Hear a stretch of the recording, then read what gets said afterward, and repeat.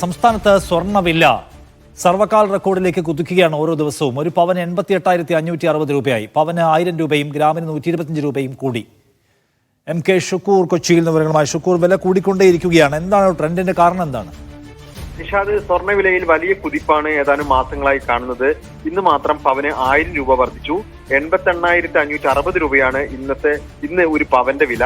ഒരു പവൻ സ്വർണ്ണാഭരണമായി കിട്ടാൻ 96,000 രൂപയ്ക്ക് മുകളിൽ നൽകേണ്ട സ്ഥിതിയാണ് ഇപ്പോൾ.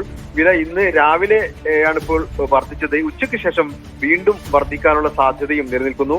ചില ദിവസങ്ങളിൽ 2 തവണയാണ് സ്വർണ്ണവില വർദ്ധിക്കാറുള്ളത്. സുരക്ഷിത നിക്ഷേപമായി സ്വർണത്തെ ആളുകൾ കാണുന്നു എന്നുള്ളതാണ് ഇപ്പോൾ വിലവർദ്ധനയുടെ പ്രധാന കാരണമായി പറയുന്നത്. ഓൺലൈൻ സ്വർണ്ണ വ്യാപാരത്തിൽ ലാഭം ലഭിച്ച ശേഷവും നിക്ഷേപകർ വീണ്ടും സ്വർണത്തിൽ തന്നെ നിക്ഷേപിക്കുന്ന ഒരു സാഹചര്യമുണ്ട്.